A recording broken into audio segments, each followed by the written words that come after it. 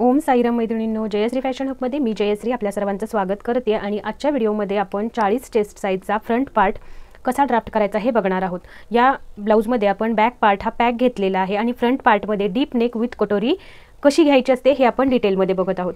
याचा front part आपण या अगोदरच्या व्हिडिओमध्ये पूर्ण ड्राफ्टिंग केलेला आहे, त्या व्हिडिओची लिंक तुम्हाला डिस्क्रिप्शनमध्ये देते, तो व्हिडिओ जरूर बघा। त्याचबरोबर या पेपर पॅटर्नसाठी आपण जी मेजरमेंट्स घेणार आहोत ती मेजरमेंट्स कोणत्या प्रकारे घेतली गेली पाहिजेत यासाठीचा सुद्धा डिटेल व्हिडिओ चॅनलवरती अपलोड केलेला आहे। पहिल्यांदा सगळ्यात अगोदर तो व्हिडिओ बघायचा आहे आणि मग तुम्हाला पेपर पॅटर्न काढायला सुरुवात करायची आहे। तर या व्हिडिओमध्ये मी बेसिक काहीसं ड्राफ्टिंग करून घेतलेलं आहे। मेन आपला सब्जेक्ट आहे की कटोरीचं मार्किंग कसं घ्यायचं आहे, तर याविषयी अगदी डिटेलमध्ये तुम्हाला या व्हिडिओमध्ये मी एक्सप्लेन करणार आहे। हे मेजरमेंट सुद्धा कसे घेतलेले आहेत हे पण मी तुम्हाला अगदी डिटेलमध्ये सांगणार आहे। आपला वेळ वाचावा आणि तुम्हाला प्रॉपर माहिती मिळावी यासाठी थोडंसं हे प्रिपरेशन मी करून घेतलेली आहे। तर इथे आता आपण व्हिडिओला सुरुवात करूया की कशा पद्धतीने आपल्याला जेव्हा फ्रंटला डीप नेक आणि बॅकला पॅक नेक असतो त्यावेळेला आपल्याला ड्राफ्टिंग फ्रंट पार्टची कशी घ्यायची असते, त्याचबरोबर लूजिंग किती ॲड करायचं आहे आपल्याला चेस्टमध्ये, वेस्टमध्ये किती ॲड करायचं असतं हे सर्व डिटेल्स आपण आता बघणार आहोत। तर आपलं शोल्डर आहे आणि एक मुद्दा म्हणजे बरं, एक ताईंची कमेंट आलेली आहे की ताई फ्रंट पार्ट हा उंचीला 16 इंच असेल तर कटिंग कसं करायचं। तर मग काय याच्यामध्ये मी थोडासा चेंज करून घेतलेला आहे की बघा यामध्ये उंचीला आपण इथे फ्रंट पार्ट आपण म्हणजे जे मेजरमेंट बघितलेलं आहे त्याच्यामध्ये 17 इंच उंची आपली फ्रंटची आलेली आहे, त्याच्याऐवजी आपण इथे आता 16 इंचांवरती हे पेपर पॅटर्न्स तयार करत आहोत। पण तुमची जर उंची 17 येत असेल तर तुम्ही याच पॅटर्नमध्ये काय चेंज करायचं आहे, कुठे मेजरमेंट्स वाढवून घ्यायचं आहे हे पण मी तुम्हाला सांगणार आहे। त्यामुळे व्हिडिओ शेवटपर्यंत बघा, तुम्हाला सगळ्या गोष्टी क्लिअर होणार आहेत। ओके, तर हे उंचीचं मार्किंग आहे, हे आपण 16 वाईज घेतलेलं आहे।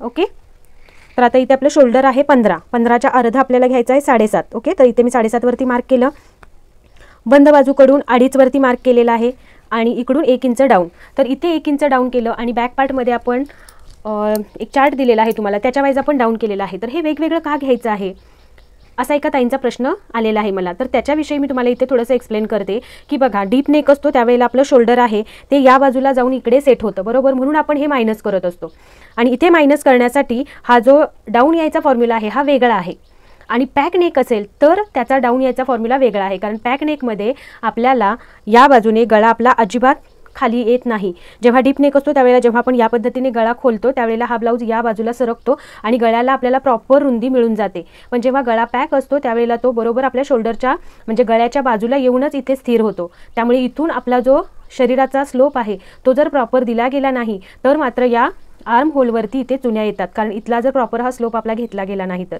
मग हा प्रॉब्लेम आपल्याला येऊ नये याच्यासाठी जेव्हा पॅकला बंद गळा असतो किंवा फ्रंटला सुद्धा तुम्ही जर बंद गळा मेजरमेंट घेणार असाल तर तोच चार्ट तुम्हाला फॉलो करायचा आहे।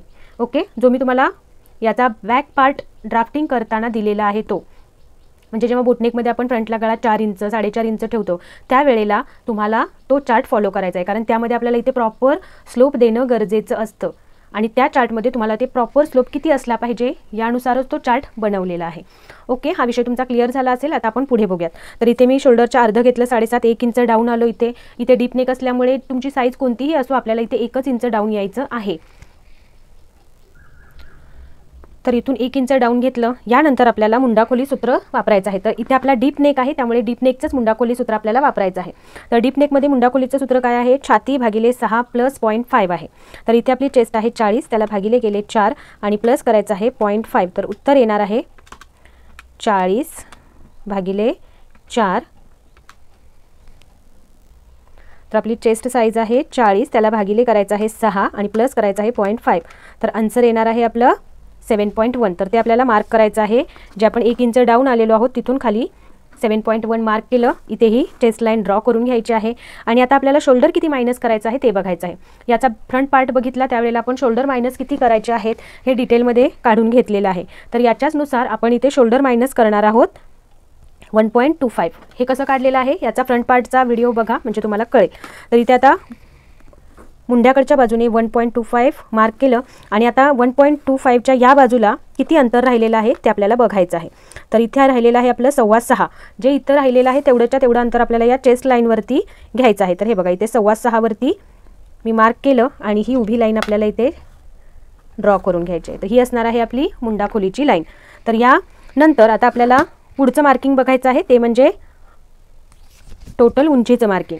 तर टोटल उंचीच्या मार्किंगसाठी आपल्याला या ज्या तिरकी लाईन आपण घेतलेली आहे आणि जे शोल्डर मायनस केलेलं आहे तिथूनची जी लाईन आहे तिथून आपल्याला म्हणजे ही लाईन ड्रॉ करून घेतल्यानंतर या लाईनपासून बॅकला आपल्याला शोल्डर किती तयार हवा आहे तर 3.5 1 इंच प्लस करायचं आहे, त्याच्यामध्ये 4.5 येणार आहे. 4.5 वरती टेप दुमडायचा आणि सेंटर पॉईंट काढून घ्यायचा. आता या सेंटर पॉईंटपासून आपल्याला पुढच्या बाजूचे मेजरमेंट्स देऊन घ्यायचे आहेत. तर इथे आता टोटल आपला गळा आहे 7 वरती, बरोबर, म्हणून जितका गळा आहे तेवढंच मार्क करायचं आहे, याच्यामध्ये काही प्लस वगैरे करायचं नाही. ओके, त्यानंतर आपल्याला टोटल शोल्डर टू एपेक्स पॉईंटचं मार्किंग करायचं आहे.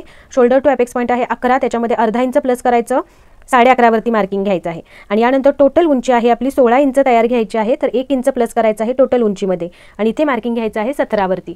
तर हे पॉईंट्स देऊन घेतले आणि या लाईन्स आहेत या ड्रॉ करून घ्यायच्या आहेत. ओके, इथंपर्यंत झालं. यानंतर आता आपल्याला जे पण आता इथे आपली गळ्याचं बघू आपण पहिले. तर इथे आता 4.5 वरती आपलं शोल्डर इथं आलेलं आहे, बरोबर.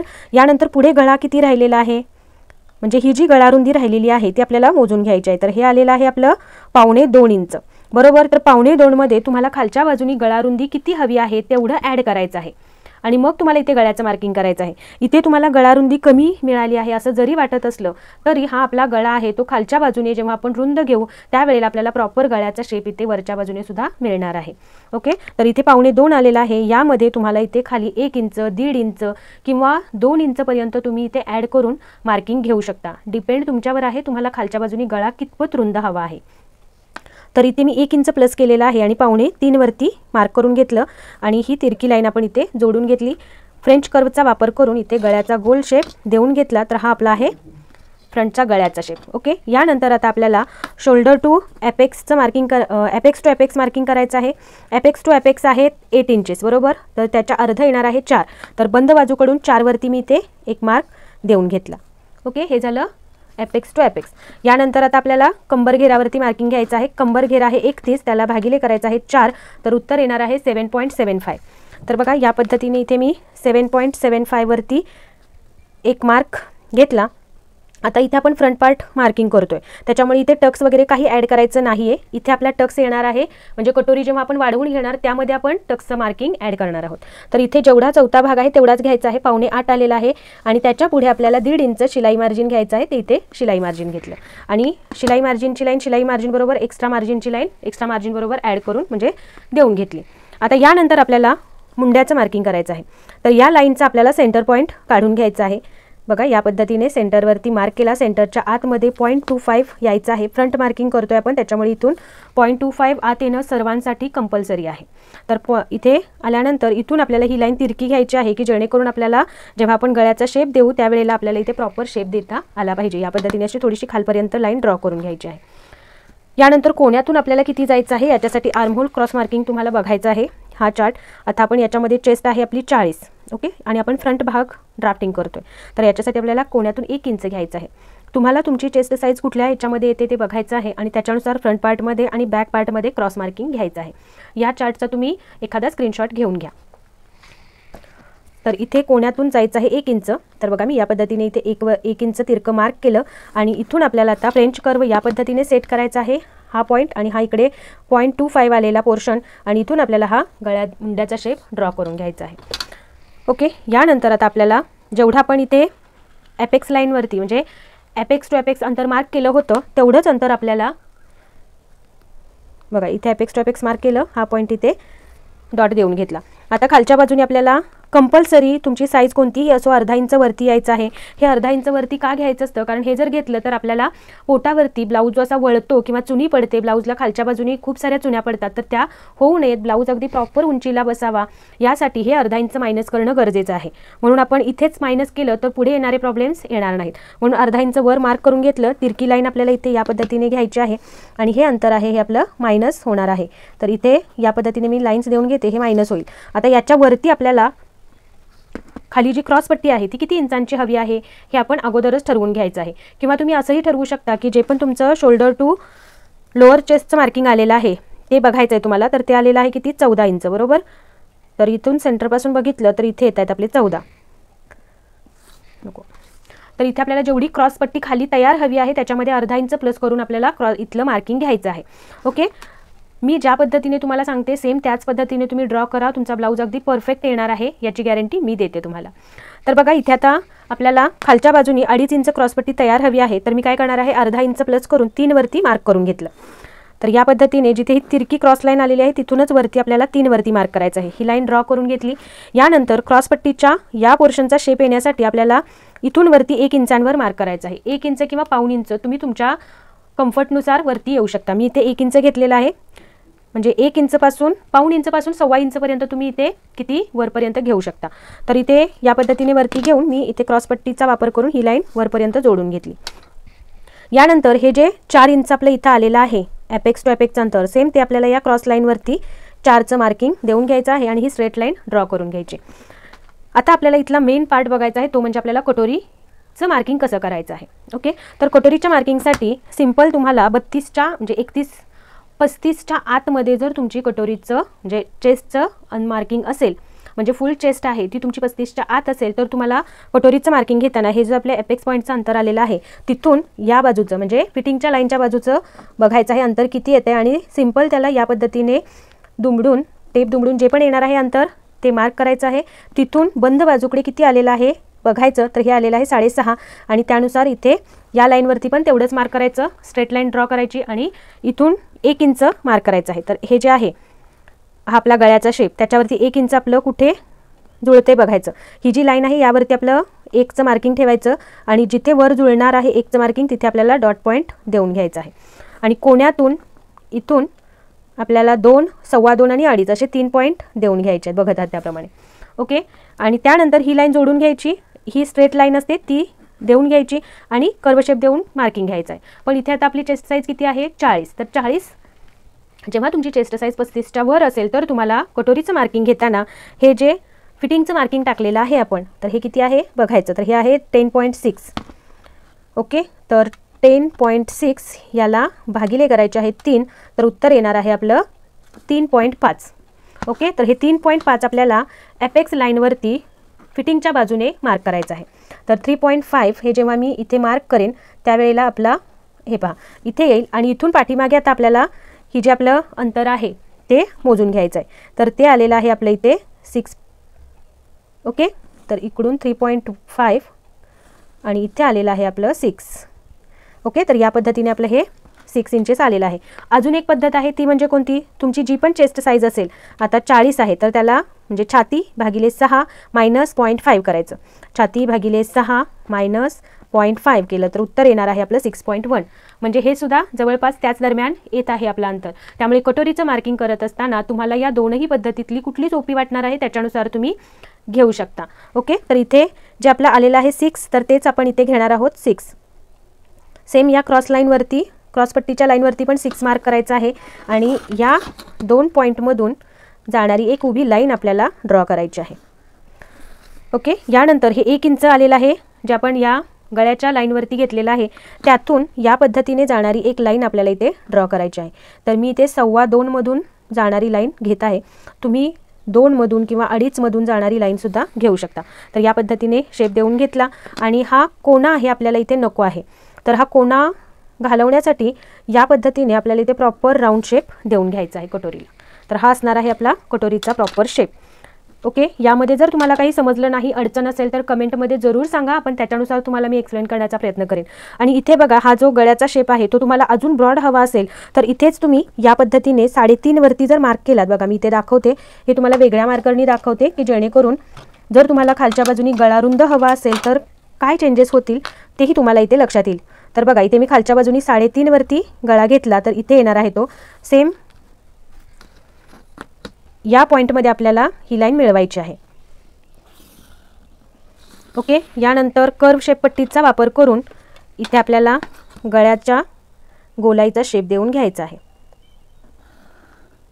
तर या पद्धतीने आपला हा शेप तयार होईल। तुम्हाला कोणत्या गळा कितपत रुंद आहे याच्यावर तुमचा हा गळा डिपेंड असणार आहे, तुम्ही किती घ्यायचा आहे तो। हे अंतर सुद्धा भरपूर आहे त्याच्यामुळे काही हरकत नाही तुम्ही जरी अजून इकडच्या बाजूला आतमध्ये गेलात तरी।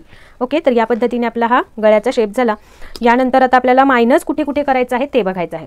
तर इथे आपल्याला एक टक्स घ्यायचा आहे, तर हा टक्स घेताना आपल्याला दोनही बाजूला 1.5 इंच घ्यायचा आहे। तर बघा या बाजूला 0.25 आणि या बाजूला 0.25, हे देऊन घेतलं. आता इथून या तिरक्या लाईन ड्रॉ करून घेऊया. तर बघा ह्या 2 लाईन्स ड्रॉ करून घेतल्या. आता जेवढी ही लाईन आहे तेवढीच ही लाईन असायला पाहिजे. यासाठी या दोन्ही लाईन चेक करून घ्यायच्या. तर हे अंतर आलेलं आहे आपलं 6.25. तर सेम या लाईनवरती पण आपलं अंतर असलं पाहिजे 6.25. तर थोडासा किंचित फरक पडतो, पण याच्यामुळे आपलं हे पूर्ण क्लिअर करूनच घ्यायचं, नाहीतर मग हा तुमचा भाग कमी होऊ शकतो आणि हे अंतर पण कमी पडू शकतं. म्हणून आपल्याला हे करून घ्यायचं आहे. यानंतर हा पार्ट आहे तो आपला मायनस होणार आहे. ओके, यानंतर आर्महोलवरती आता आपल्याला टक्स कितीचा घ्यायचा आहे. तर यासाठी बघा, यासाठी तुम्हाला हा चार्ट वापरायचा आहे. तर इथे आता आपली चेस्ट साईज आहे 40. तर 40मध्ये आपल्याला कमरेवरचा टक्स किती येणार आहे 3 आणि मुंडा खोलीवरती किंवा आर्महोलवरचा टक्स येणार आहे 1.5 इंचांचा. तर यासाठी इथे आपण 1.5 इंचांचा टक्स इथे या लाईनवरती घेणार आहोत. तर इथे आपल्याला 1.5चं मार्किंग कुठे येते बघायचं. त्या पद्धतीने आपल्याला टेप पुढे पुढे सरकवायचा आहे आणि इथे आपल्याला मार्क करायचं, जिथे 1.5चा पॉईंट या लाईनवरती म्हणजे या आर्महोलच्या गोलाईच्या शेपवरती जिथे टच होतोय तिथे देऊन घेतला. त्यानंतर आता इथून आपल्याला या एपेक्स पॉईंटमध्ये ही लाईन ड्रॉ करून घ्यायची आहे. तर या लाईनला मी इथंपर्यंत ड्रॉ करून घेतलं. आता या इथे 1.5चा टक्स आहे बरोबर. तर या 1.5च्या टक्ससाठी आपल्याला या पद्धतीने टेप दुमडायचा आहे आणि जे पण अर्ध येणार आहे, आता 1.5च्या अर्धे किती येत आहेत 1.25 इंच. तर या पॉईंटपासून वरच्या बाजूला आपल्याला 0.75 कुठे येत आहेत तिथे मार्क केलं. ओके, आता ही लाईन या लाईनमध्ये आपल्याला एक्झॅक्टली कुठे मिळवायची आहे हे महत्त्वाचं आहे. ओके, तर यासाठी एक फॉर्म्युला मी तुम्हाला सांगते की जो पण तुम्ही कमरेवरती टक्स घेणार आहात त्याच्यातून -0.5 करायचं आणि ॲपेक्स पॉईंटपासून या वरच्या लाईनवर तुम्हाला मार्क करायचं आहे. किंवा जर हेही तुम्हाला करणं अवघड वाटत असेल तर तुम्ही 35च्या आतमध्ये चेस्ट असेल तर इथूनचं अंतर आहे हे 2 इंच घ्या आणि 35च्या वर साईज असेल तर ॲपेक्स पॉईंटपासून या लाईनवरती तुम्हाला 2.5 इंच घ्यायचं आहे. ओके, तर या पद्धतीने घेतला तरीसुद्धा चालणार आहे. तर आपण इथे वरती 2.5 वरती मार्क करूयात आणि हे जे वरती 0.25 इंचांवर मार्क केलेला आहे तो पॉईंट आपल्याला यामध्ये मिळवायचा आहे. तर बघा, ही लाईन इथं ड्रॉ करून घेतली. या लाईनच्या अर्धा इंच खालून आपल्याला 1.5 इंच जिथे येत आहे तिथे एक डॉट पॉईंट देऊन घेतला आणि याच पॉईंटमधून वरती जाणारी एक लाईन ड्रॉ करून घेतली बरोबर. ती लाईन आपल्याला याच लाईनवरती या पॉईंटवर मिळवायची आहे आणि थोडीशी वरपर्यंत खेचायची. यानंतर जेवढी ही आलेली आहे म्हणजे बघा ही 4.25 आलेली आहे, तर सेम 4.25 आपल्याला या लाईनवरती इथे मार्क करायचं आहे. जिथे येणार आहे तिथे पॉईंट आपण देऊन घेतला. यानंतर आपल्याला या बाजूने अर्धा इंच कंपल्सरी खाली यायचं आहे. तर बघा या बाजूने फिटिंगच्या बाजूने, कारण जेव्हा आपण हा टक्स घेणार आहोत त्यावेळेला इथे आपलं अंतर कमी होणार आहे, आर्महोल आपल्याला कमी पडणार आहे. तर आर्महोल कमी होऊ नये आणि फिटिंग पण प्रॉपर यावी यासाठी आपल्याला अर्धा इंच खाली येणं कंपल्सरी आहे. तुमची कोणतीही साईज असो अर्धा इंच खाली यायचं आहे. आणि पट्टी आपली या फिटिंगच्या मार्जिनच्या लाईनला अशी ठेवायची की बघा याचं हे बाजू आहे ती बरोबर अशी असली पाहिजे आणि इथून आपल्याला या पद्धतीने लाईन ड्रॉ करायची आहे. तर ही लाईन ड्रॉ केली. आता हा जो पॉईंट आपला आलेला आहे या लाईन बरोबर चेक केलेला, तर या लाईनच्या इथे आपल्याला पट्टी अशी ठेवायची की इथलं अंतर आणि इथलं अंतर हे सेम असलं पाहिजे. तर बघा या पद्धतीने इथे मी लाईन पट्टी पहिला सेट करते आणि मग आपल्याला इथे ही लाईन खाली ड्रॉ करून घ्यायची. ओके, तर ही असणार आहे आपली लाईन. याच लाईनवरती आपल्याला इथे आता कर्व शेप देऊन दुसरा मुंडा आपल्याला ड्रॉ करायचा आहे.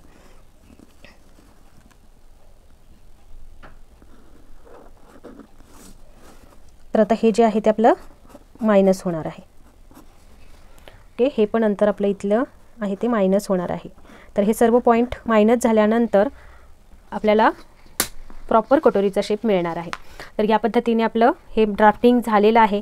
आता या बाजूला गळा आपला जेवढा डीप आहे त्याच्यामुळे आपल्याला काय करायचं आहे, जेवढं अंतर आपलं इथे आलेलं आहे तर इथे बघायचं अंतर किती आहे हे बघूया. तर आलेलं आहे 0.75 बरोबर. तर सेम या बाजूला 0.75 मार्क करायचं आणि इथे आपल्याला ही लाईन ड्रॉ करून वरचा पोर्शन आहे तो आपल्याला स्ट्रेटमध्ये करून घ्यायचा आहे, कारण फ्रंटमध्ये आपला गळा डीप आहे त्याच्यामुळे. ओके, आणि इथून आता आपल्याला शोल्डर आपलं गळा रुंदी 4.5 तयार हवी आहे, 3.5 तयार हवी आहे बरोबर. तर 4.5 1 इंच प्लस करायचं आहे. तर इथे आपण मगाशी स्ट्रेट केलं नव्हतं आणि अगोदर गळ्याचा शेप दिला आहे त्याच्यामुळे हे थोडंसं अंतर आपलं इकडं आलेलं आहे. ओके, तर इथे आता आपल्याला हा गळ्याचा पॉईंट जुळून घ्यायचा आहे.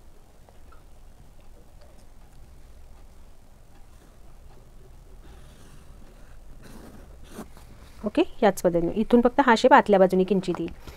तर मला इथे 2.5च हवा आहे, त्याच्यामुळे मी इथून 2.25 घेतलेलं आहे अंतर, 2.25च हवा आहे म्हणून तुम्ही या पद्धतीने बाहेर जाऊन अजून अर्धा पाऊण इंच बाहेर जाऊन मार्क घेतलं तरी चालणार आहे. तर या पद्धतीने आपलं हे ड्राफ्टिंग झालेलं आहे. वरचा हा पोर्शनसुद्धा मायनस होणार आहे आपला. आणि अजून एक यातला पॉईंट म्हणजे हे जे आपल्या गळ्याचं मार्किंग आलेलं आहे आणि ही आहे आपली चेस्ट लाईन. जर आपल्या गळ्याच्या तुमचं समजा गळ्याचं मार्किंग हे या चेस्ट लाईनच्या अर्धा इंच वर एक पॉईंट देऊन घ्या आणि तिथे अशी पट्टी ठेवा. ओके, अशी पट्टी ठेवल्यानंतर जर हे गळ्याचं मार्किंग तुमचं या पट्टीच्या खाली येत असेल तर तुम्हाला वरच्या बाजूनी 0.25 मायनस करायचं आहे. ओके, या पट्टीवरच किंवा पट्टीच्या खाली येत असेल तर, पण हे आपलं अंतर आहे हे पट्टीच्या वरती आहे, त्यामुळे आपण वरच्या बाजूनी काहीही मायनस करणार नाही आहोत. तुमचं समजा गळ्याचं पुढचं फ्रंटचं मार्किंग हे 7.5 इंच असेल किंवा 8 इंचपर्यंत डीप असेल फ्रंट गळा, तर तुमचं हे मार्किंग आहे हे चेस्ट लाईनच्या खाली येणार आहे. त्यावेळी तुम्हाला वरच्या बाजूनी 0.25 अजून मायनस करायचे आहेत फ्रंट पार्टमध्ये. ओके, हे सगळं आपलं क्लिअर झालेलं आहे. यानंतर आता आपण हे सर्व कट करून घेऊया आणि इथे कटोरीचा प्रॉपर शेप कसा द्यायचा, कटोरी कशी वाढवून घ्यायची हेही पाहूया. तर चला पहिला कट करून घेऊया.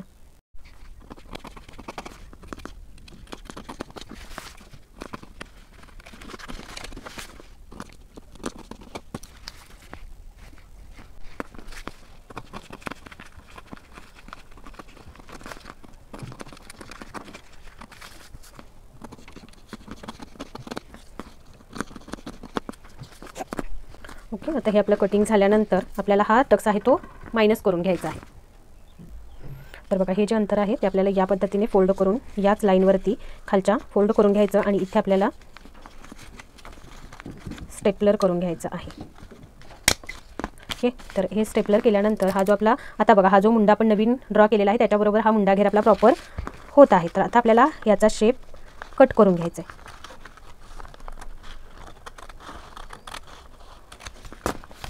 ओके, आता हे कट करून झाल्यानंतर इथे पण आपल्याला बघा या पद्धतीने आपला शेप थोडासा वर खाली होणार आहे. तर इथे आपल्याला शेप पहिल्यांदा ड्रॉ करून घ्यायचा आहे. याबरोबर इकडे व्यवस्थित इथे तुम्ही कर्व शेप पट्टीचा सुद्धा वापर करू शकता आणि इथे पहिल्यांदा हे जे अंतर आहे हे प्रॉपर इथे ड्रॉ करून घ्या मार्क करून आणि मग आपल्याला हे कट करायचं आहे. दोन्हीही आपले वेगळे होतील पार्ट. आता यामध्ये आपल्याला काय करायचं आहे बघा, इथे हे आपलं मार्किंग बरोबर याच्या खाली 0.25 आपल्याला एक पॉईंट देऊन घ्यायचा आहे आणि हा जो पॉईंट आहे तो आपल्याला इथे घ्यायचा आहे. तर हे का घ्यायचं आहे कारण हा शेप आपल्याला प्रॉपर कर्वमध्ये मिळावा आणि हा पोर्शन बघा जसा इथे आहे इथे घेतल्यानंतर आणि हा पॉईंट पुढे घेतल्यानंतर इथून बघा हा शेपसुद्धा आपला इकडचा प्रॉपर या बाजूला वळतोय आणि व्यवस्थित येतोय तो. तर त्याच्यासाठी आपल्याला या पद्धतीने 0.25 इथे आपल्याला या पद्धतीने घ्यायचं आहे. हे व्यवस्थित प्रेस करून घ्यायचं आणि मग इथे आपल्याला पिनअप करायचं आहे. ओके, हे पिनअप केल्यानंतर इथे आता आपल्याला हा शेपसुद्धा थोडासा पुन्हा व्यवस्थित करून घ्यायचा आहे. तर या पद्धतीने इथे शेप ड्रॉ करायचा आणि हे कट करून घ्यायचं.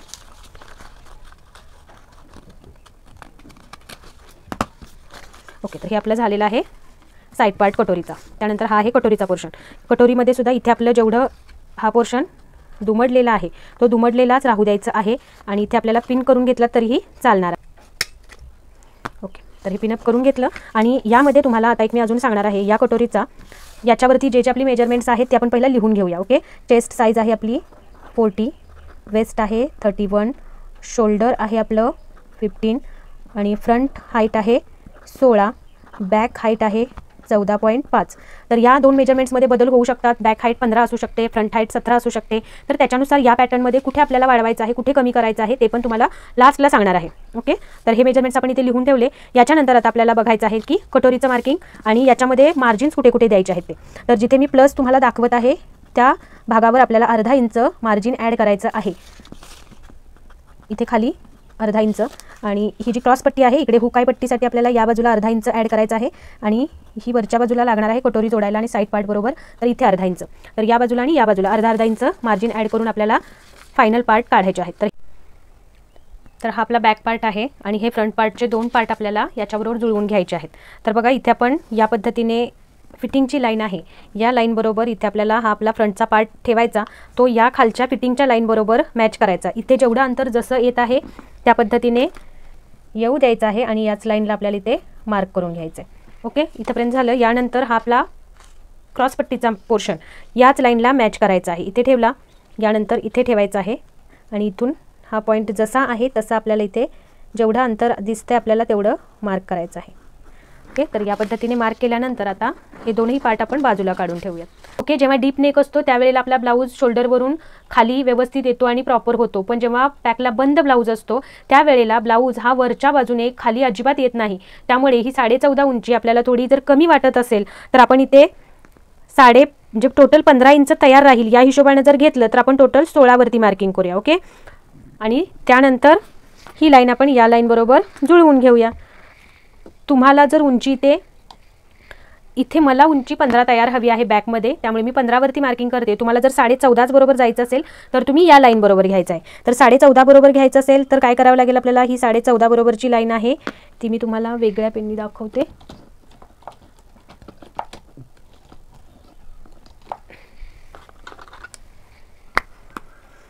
तर हे 14.5 बरोबर घेतलं तर खूप तिरकं पण होणार आहे हे, किंवा मग या पद्धतीने आपल्याला ही लाईन इकडे घ्यावी लागेल अशी बघा, इथून अशी तिरकी घ्यावी लागेल या पद्धतीने.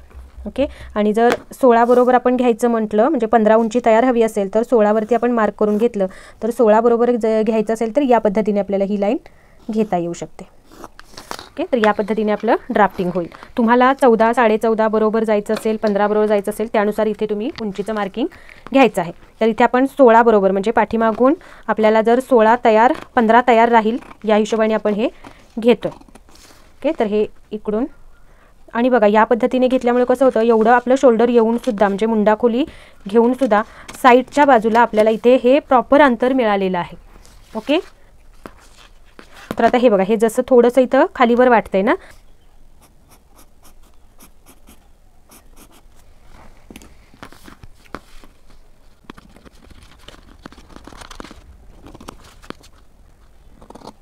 तर इथे अजून एक पॉईंट आपला क्लिअर करायचा राहिलेला आहे, तो आपण पहिला क्लिअर करूयात.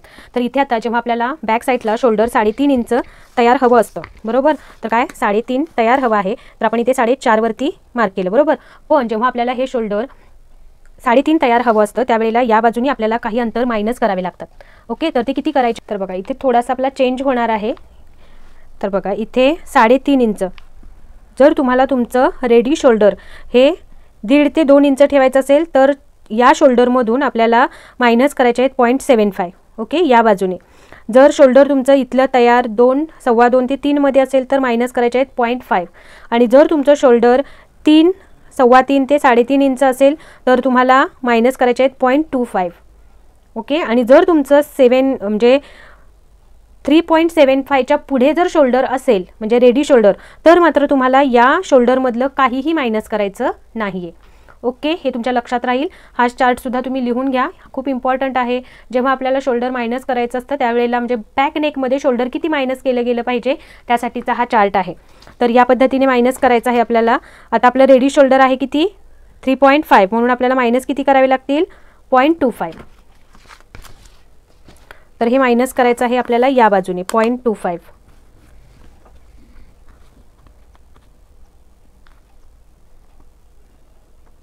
तर हे 0.25 मायनस करायचं असेल तर हे आपल्याला बघा या पद्धतीने इथून फक्त या इथे एवढ्यातच आपल्याला मायनस करायचे आहेत ते.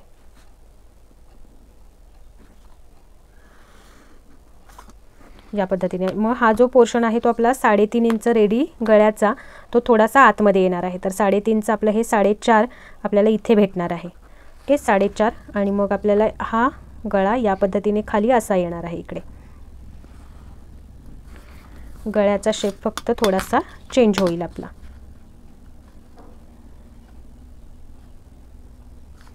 जसं की हे 1/2 इंच आलेलं आहे, या 1/2 इंचपासूनच आपल्याला हा गळ्याचा शेप ड्रॉ करावा लागेल. किंचितसा फरक आहे फक्त, तर हे आपल्याला एवढं चेंज करून घ्यायचं आहे.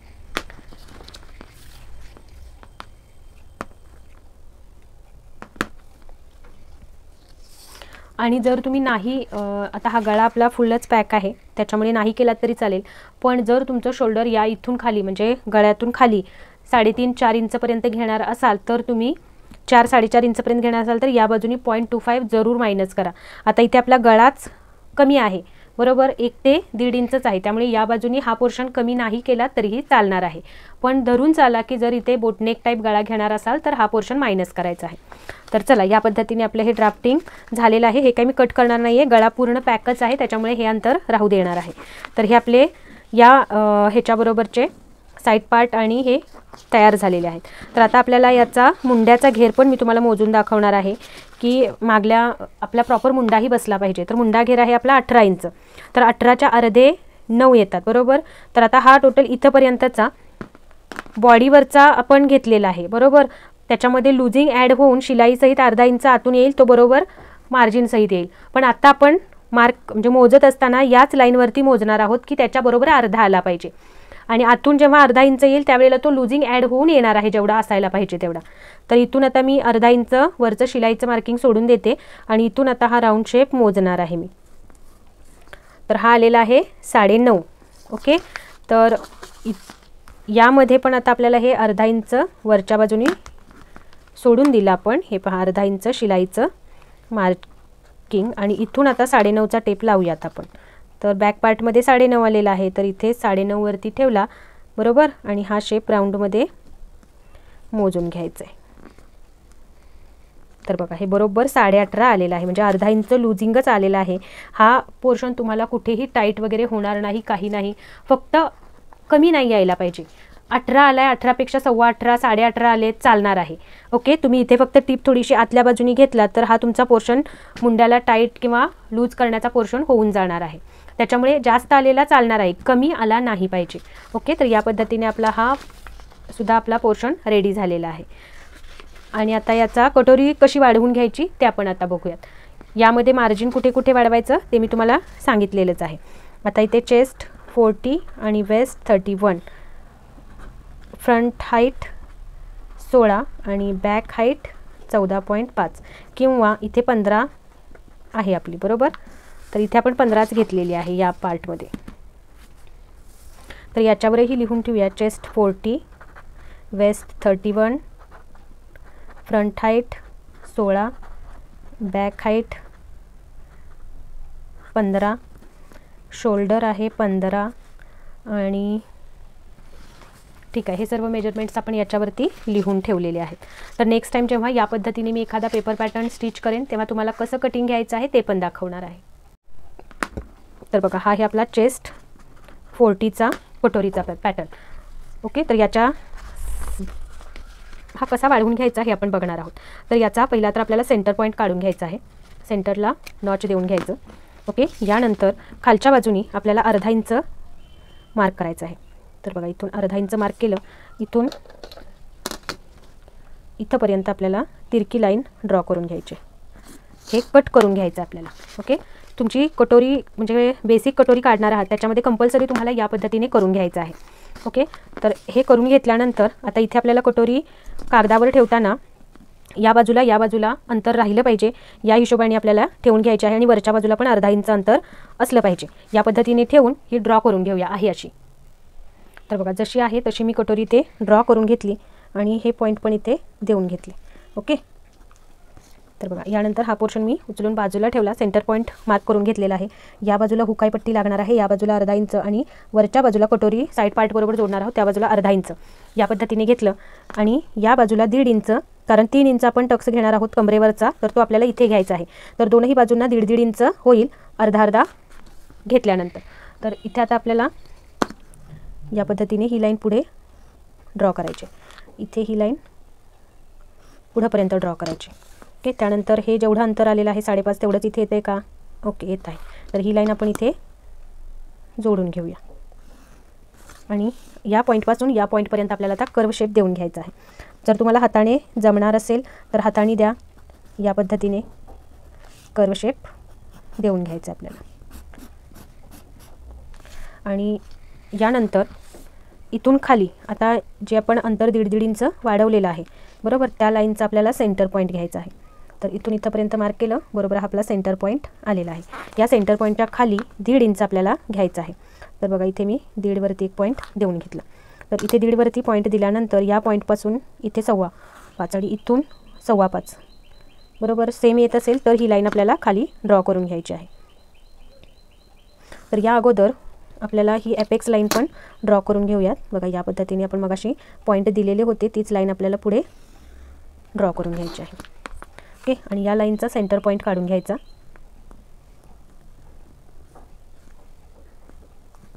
आता या पॉईंटपासून हा जो आपल्याला खाली मिळालेला पॉईंट आहे 1.5 इंचांचं, तिथंपर्यंत आपल्याला ही लाईन ड्रॉ करून घ्यायची आहे आणि या तिरक्या लाईन पण इथंपर्यंत ड्रॉ करून घ्यायच्या.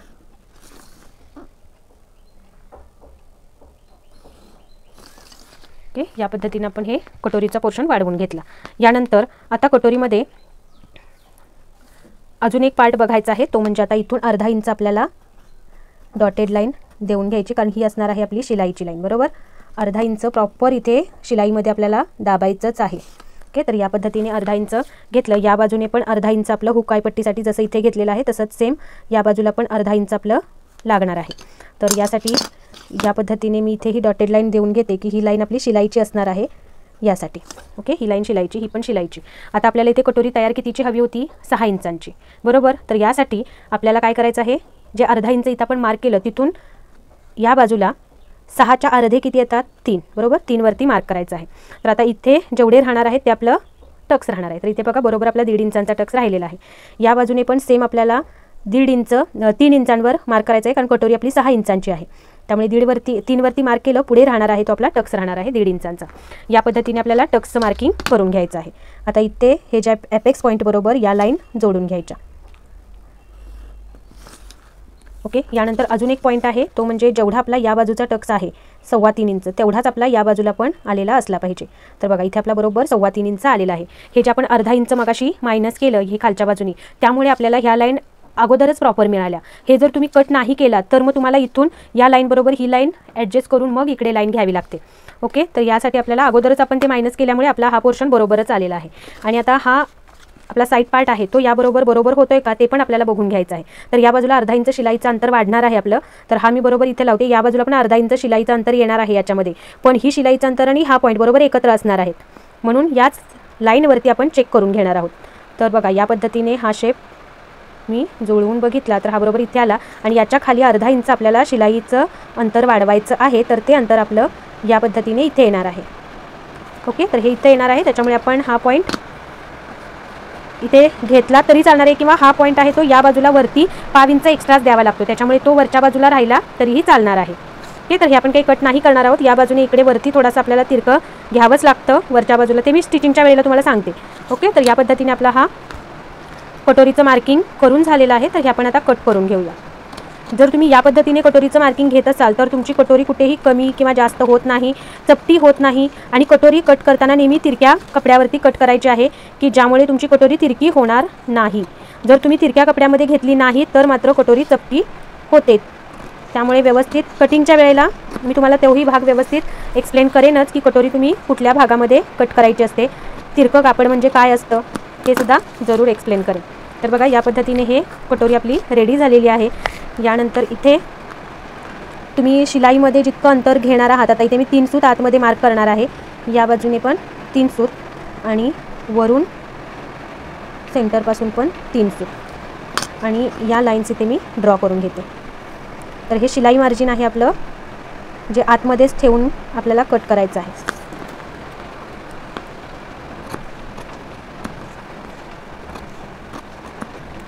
तर या पद्धतीने आपला कटोरीचा पोर्शन तयार होणार आहे.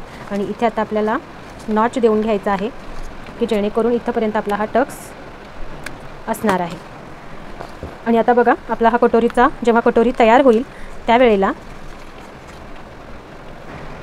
तर बघा हा टक्स जेव्हा आपण इथे फोल्ड करू त्यावेळेला आपल्याला कटोरी बघा इथे जेव्हा आपण ही टीप घेऊ त्यावेळेला हा आपला कटोरीचा पोर्शन या पद्धतीने तयार होईल. आणि इथे हे शिलाई मार्जिन सोडून आपण जेव्हा हा कटोरीचा पोर्शन मोजणार आहोत त्यावेळेला बघा बरोबर 6 वरती आपला कटोरीचा पोर्शन तयार झालेला आहे. तर तुम्हाला सुद्धा या पद्धतीने परफेक्ट कटोरीचा पेपर पॅटर्न काढायचा असेल, कटिंग शिकायची असेल तर चॅनलला सबस्क्राईब जरूर करा. अशा पद्धतीचे डिटेल व्हिडिओ चॅनलवरती अपलोड होत असतात, त्याचा फायदाच होणार आहे तुम्हाला. आणि या पद्धतीने हे सर्व आपले पेपर पॅटर्न्स तयार झालेले आहेत. याच्या कटिंग आणि स्टिचिंगचा व्हिडिओसुद्धा लवकरच, म्हणजे फॅब्रिक कटिंग आणि स्टिचिंगचा व्हिडिओसुद्धा लवकरच अपलोड होईल, तो सुद्धा बघायला विसरू नका. आणि हा व्हिडिओ कसा वाटला, युजफुल वाटला का हे सुद्धा मला कमेंट करून जरूर सांगा. भेटूया पुढच्या व्हिडिओमध्ये नवीन माहितीसोबत. तोपर्यंत ओम साईराम, काळजी घ्या स्वतःची. बाय.